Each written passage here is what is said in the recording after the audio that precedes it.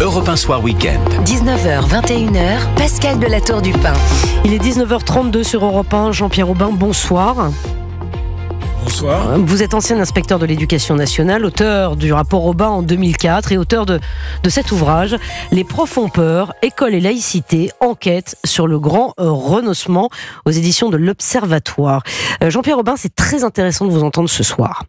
Alors, on va parler de votre livre, mais d'abord, on remarque une chose. Vous tiriez déjà il y a 20 ans, parce que le rapport Aubin, c'était en 2004. Je redonne la date, on est en 2024. La sonnette d'alarme face à l'entrisme de l'islamisme à l'école. 20 ans après, que dites-vous, Jean-Pierre Aubin ? Je dis que les choses se sont considérablement dégradées depuis en 20 ans, puisque il y a 20 ans nous observions, l'inspection générale observait des choses qui se passaient, cet entrisme islamiste dans une soixantaine de collèges que nous avions choisis parce que nous les savions en difficulté ou en risque de difficulté de ce point de vue. Aujourd'hui, l'islamisme, son entrisme, c'est partout. Il s'est étendu à toute la France, à tous les territoires. Les atteintes à la laïcité touchent toutes les disciplines et les professeurs sont confrontés à des incidents de plus en plus fréquents, ce qui fait qu'ils ont des craintes, des appréhensions, parfois peur, et qu'ils s'autocensurent de plus en plus souvent. Alors, ce qui est incroyable... Et ça, c'est quelque chose qui est terrible, nouveau, évidemment. L'autocensure des professeurs. Écoutez, moi, j'ai été aussi très interpellée par cette affaire il y a quelques jours. Cette professeure, on en parlait tout à l'heure. Là aussi, je voudrais avoir votre regard. Professeur giflée par une élève à Tourcoing parce qu'elle refusait d'ôter son voile. C'était dans le règlement intérieur de l'école. Et une partie des professeurs qui donnent raison à l'élève. Une partie des professeurs qui donnent raison à l'élève. Est-ce que vous pouvez nous expliquer ce qui se passe dans le corps professoral également, Jean-Pierre Aubin ? Alors, il y a deux choses. Il y a l'agression proprement dite, qui, sans la banaliser, n'est pas quelque chose de rare, puisque les statistiques, la dernière enquête de l'IFOP de 2023 montre qu'un professeur sur 5 a déjà subi dans sa carrière des menaces ou des agressions pour des raisons religieuses. Un professeur sur 5, c'est énorme. Oui. Et parmi ceux-ci, 12% ont déjà été agressés physiquement. 12%. Dont le tiers, c'est-à-dire 4% l'année dernière, l'année précédant le sondage. Si vous voyez ce que ça veut dire en termes de chiffres absolus, parce que ça veut dire que ça monte crescendo. De milliers de professeurs. C'est plusieurs dizaines de milliers de professeurs qui ont subi une agression physique. Alors pas seulement des élèves, ça peut être des parents dans le primaire, ça peut être une tierce personne, un frère, un ami, etc., qui déboule dans l'école et qui agresse un instituteur, une institutrice. Et ces chiffres, évidemment, sont extrêmement inquiétants. Ce qui montre que les chiffres de l'éducation nationale, que je démonte dans mon livre, ne veulent pas dire grand-chose, en fait. Il faut pas trop s'y fier, en particulier sur leur fluctuation. Maintenant, quant à l'affaire d'Arras, deuxième point... l'affaire de Tourcoing, c'était à Tourcoing. De Tourcoing, cette professeure giflée. J'ai Arras dans la tête aujourd'hui. Bien sûr, aujourd'hui, à la mémoire de Dominique Bernard. Oui. L'affaire de Tourcoing, on peut dire que cette professeure a fait son travail, a fait son devoir, qu'elle a été soutenue par la hiérarchie. Là, on n'est pas dans le pas de vague, vous voyez. Elle a été soutenue par la ministre et les choses se déroulent, je dirais, comme elles devraient se dérouler à chaque fois dans tous ces incidents qui se multiplient. C'est-à-dire la fermeté, à la fois une procédure pénale et une procédure disciplinaire, et la procédure disciplinaire qui se conclut par le conseil de discipline et l'exclusion définitive de l'élève dès lors qu'elle a agressé un professeur. Jean-Pierre Aubin, quand on écoute effectivement, et je vais réagir à vos chiffres, les chiffres que vous venez de nous donner sur Europe 1, la question que nous posons aujourd'hui, l'éducation nationale est-elle en capacité de protéger, parce qu'on en arrive là, ses enseignants ? Force est de constater que non, pas globalement. Elle tente peut-être de le faire, peut-être mieux qu'il y a quelques années, mais en tout cas, c'est précisément cette question qui est l'objet du rapport du Sénat de mars dernier, qui trace 38 propositions pour que les professeurs soient mieux protégés. C'était l'objet même de ce rapport sénatorial. Il est tombé un peu, dans l'oubli, dans les oubliettes, ce rapport, parce qu'il est arrivé à un très mauvais moment sur le plan politique. Il dérangeait, ce rapport ? Il dérangeait. Il dérangeait, on n'a même pas su s'il dérangeait, puisque en fait, à partir de sa publication, il y a eu la campagne des européennes, ensuite la dissolution, la vacance du pouvoir politique, et personne ne s'en est saisi. Je crois qu'il faudrait le sortir du tiroir où il sommeille, et que le gouvernement actuel se saisisse de ces 38 propositions qui sont le plus souvent excellentes. Comment fait-on face à dans tous les domaines, la justice, le ministère de l'Intérieur, le ministère de l'Éducation nationale, il y a vraiment une série de propositions qu'il faudrait pouvoir mettre en œuvre, qui sont pas si difficiles que ça à mettre en œuvre d'ailleurs. Pour la plupart. Ça suffirait, selon vous, pour faire face à des jeunes qui contestent la laïcité, notamment la loi de 2004 sur le port des signes religieux dans les établissements scolaires, ou est-ce qu'il faut aller plus loin, peut-être une nouvelle loi sur la laïcité, Jean-Pierre Aubin ? Alors je pense qu'il faudrait déjà appliquer la loi, et on voit que c'est parfois difficile. Il faut prendre conscience que l'islamisme est un phénomène de longue durée, qui ne touche pas, comme vous l'avez dit tout à l'heure, que la France, mais l'ensemble du monde occidental, et pas seulement que le monde occidental. Les pays arabes sont les premières victimes de l'islamisme. Mais que ça ne peut se combattre que sur la longue durée, et sur la cohérence et la continuité des politiques publiques. Or, à l'éducation nationale, nous n'avons pas eu ces dernières années cette continuité des politiques publiques concernant la lutte contre l'islamisme. Nous avons eu 5 ministres en quelques années, et de manière presque caricaturale, à un ministre qui avait une position ferme a succédé un ministre qui avait une position indifférente ou complaisante, etc.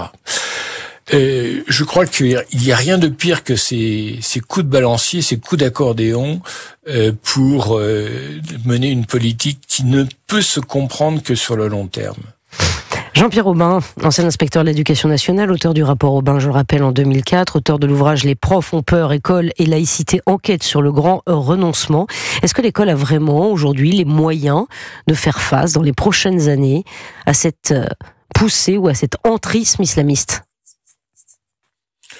Mais si rien ne change, non. Voilà. Si rien ne change, tout va continuer et même continuer à empirer. Donc il faut absolument changer les choses ou commencer à les changer. Et il y a un certain nombre de leviers pour ça. Le principal des leviers, en particulier si on considère qu'une frange du corps enseignant ne comprend pas la laïcité, ne l'enseigne pas et est complaisante vis-à-vis des ennemis de la laïcité, comme vous le remarquez tout à l'heure, c'est la formation. Il faut absolument travailler sur la formation des enseignants et en particulier la formation initiale, car ce sont les jeunes professeurs qui sont le plus complaisants, ceux qui sortent fraîchement émoulus de l'université aujourd'hui. Parce qu'ils ont été endoctrinés, selon vous ? Bah oui. Endoctrinés est un grand mot. C'est peut-être un peu fort, mais ouais. Ou qu'ils ont un biais idéologique. Fort, oui. Ouais. Ils sont confrontés à des enseignants universitaires ou des départements universitaires qui sont très influencés, non pas d'ailleurs tant par l'islamisme que par le wokisme.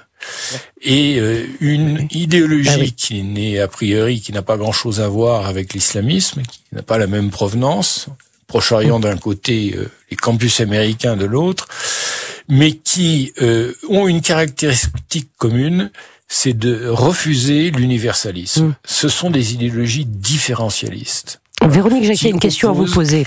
Une partie de oui, Jean-Pierre Aubin, vous avez évoqué le rapport du Sénat de mars dernier en parlant de 38 propositions, et vous avez dit elles pourraient servir, ces propositions. Quelles sont les plus emblématiques ? Alors il y en a une enfin je ne parlerai pas des propositions qui visent le ministère de la Justice ou le ministère de l'Intérieur par exemple. en matière de sécurité. Mais pour ce qui est de l'éducation nationale, eh bien, le Sénat propose de sortir la formation des enseignants des universités, et en particulier immédiatement la formation à la laïcité. C'est-à-dire le danger qui est pressenti, enfin qui est observé par les sénateurs de ce côté. Or, la formation, c'est la base de tout. Oui. Sans bon maître, sans maître convaincu que la laïcité doit être enseignée et d'être convaincu d'une bonne conception de la laïcité déjà, eh bien, les élèves ne seront pas convaincus eux-mêmes.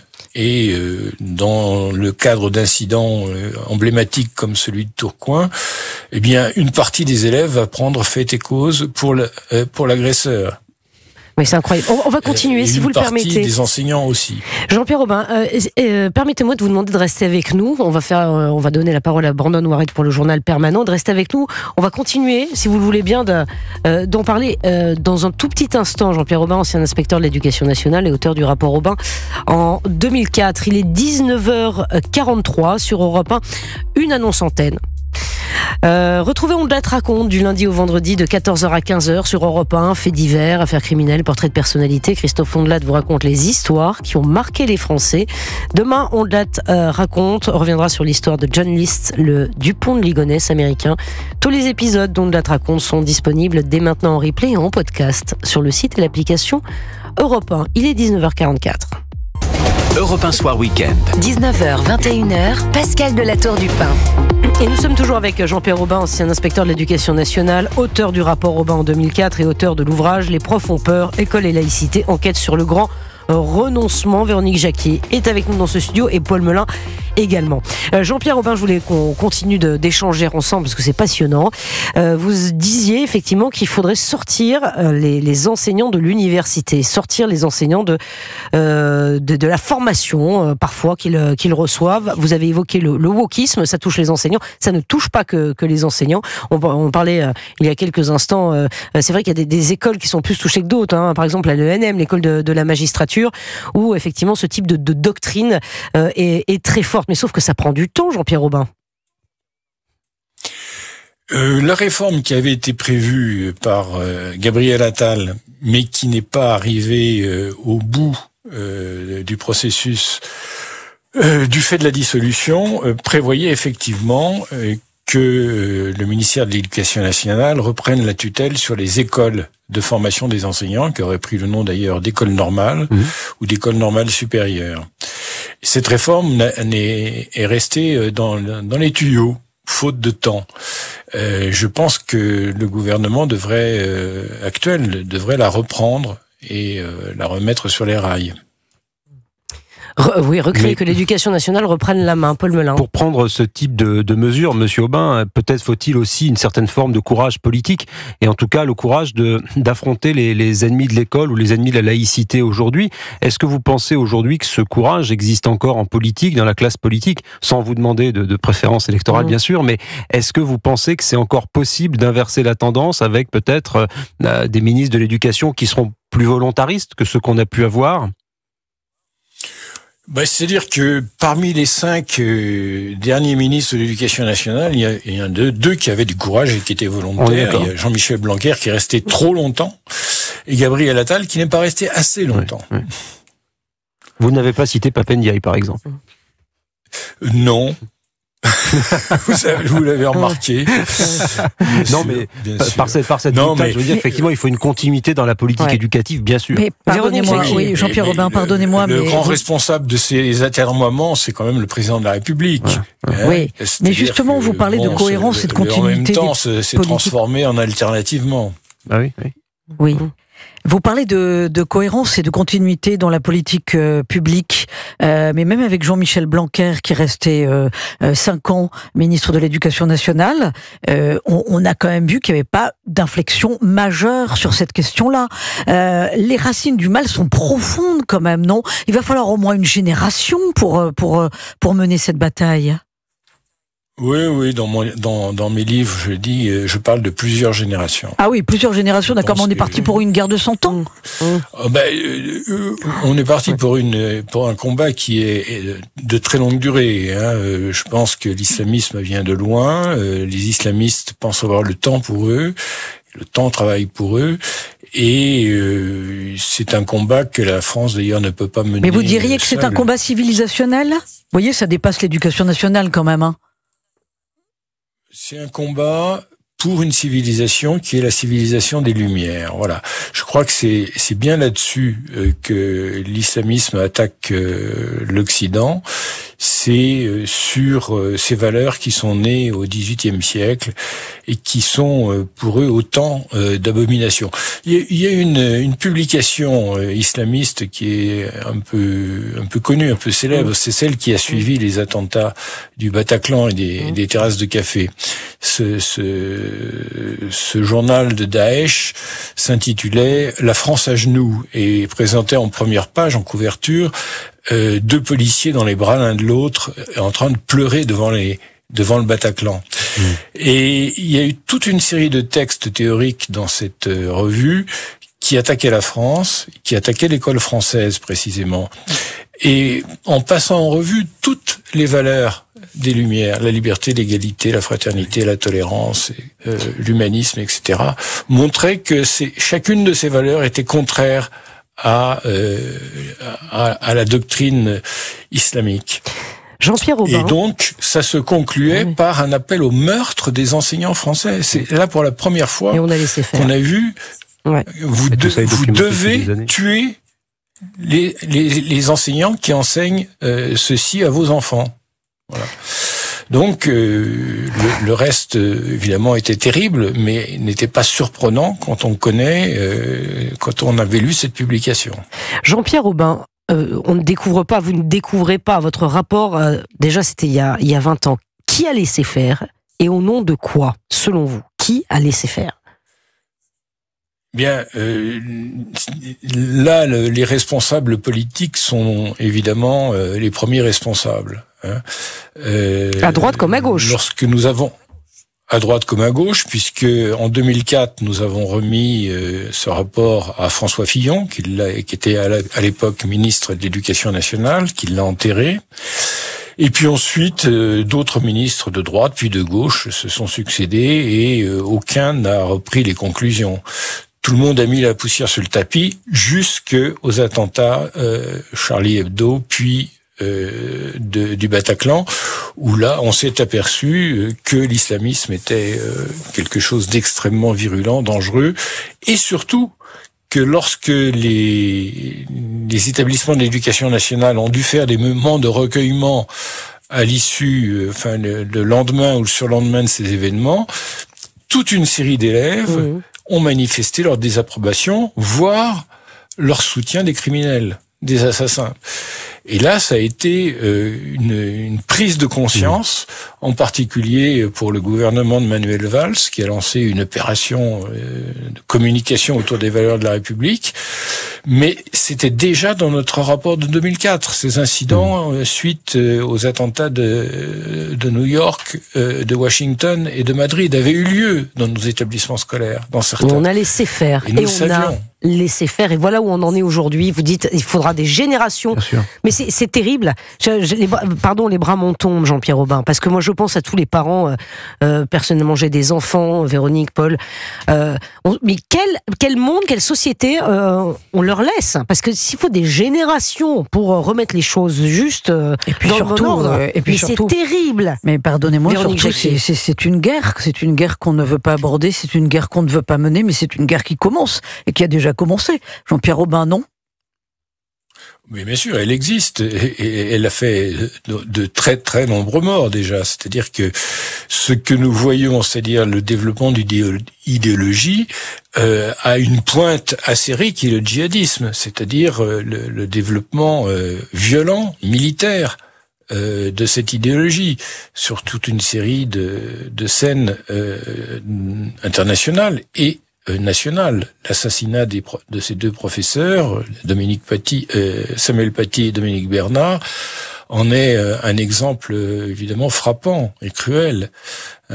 Nous sommes dans un combat qui est un combat que je ne sais pas qui le gagnera.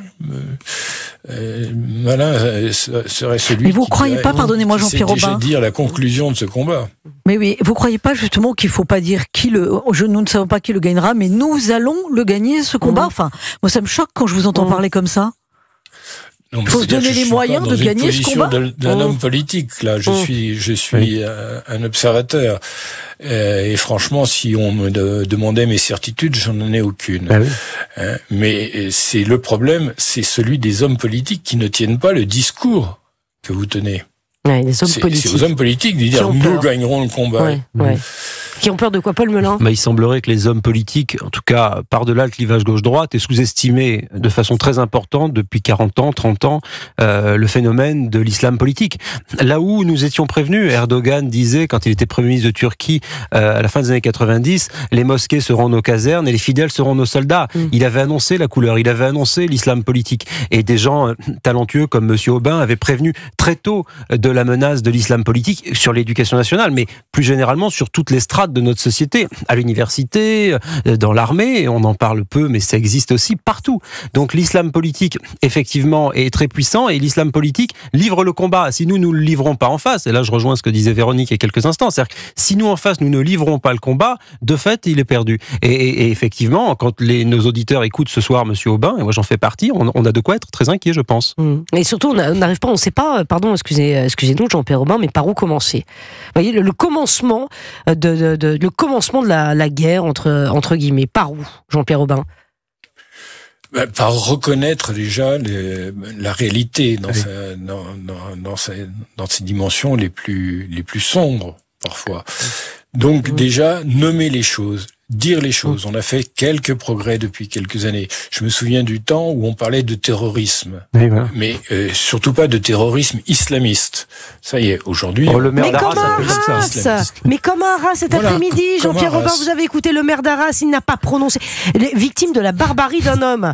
Je vous jure, on l'a fait écouter tout à l'heure. Voilà. Oui, il y a des monstres. Ce sont, c'est pas mais même encore aujourd'hui, c'était à 11h ce matin. Des psychopathes, etc., des terroristes. Exactement. Non, il y a une idéologie. Il y a une idéologie qui est au fondement de tous ces crimes, ces développements violents, cet entrisme. Et il est vrai que la France est souvent bien seule dans ce combat en Europe. Si je prends par exemple ce qui se passe en Belgique, l'entrisme islamiste en Belgique et dans l'école belge bien plus important. Bien plus important qu'en France. Et il n'y a pas en Belgique de réel mouvement qui s'y oppose. Contrairement à la France, où il y a un mouvement que j'appellerais républicain, qui peut se situer d'ailleurs aussi bien à gauche qu'à droite, de gens qui résistent et qui disent les choses telles qu'elles sont. Malheureusement, à Bruxelles, ce n'est pas le cas. Et c'est très grave de voir que l'Europe n'est pas unie et souvent complaisante au lobbying des groupes islamistes, en particulier des groupes proches des frères musulmans qui sont extrêmement actifs à Bruxelles. Merci infiniment Jean-Pierre Aubin, c'était passionnant. C'est un inspecteur de l'éducation nationale, auteur du rapport Aubin en 2004 et auteur de l'ouvrage Les profs ont peur, école et laïcité, enquête sur le grand renoncement. Merci à vous.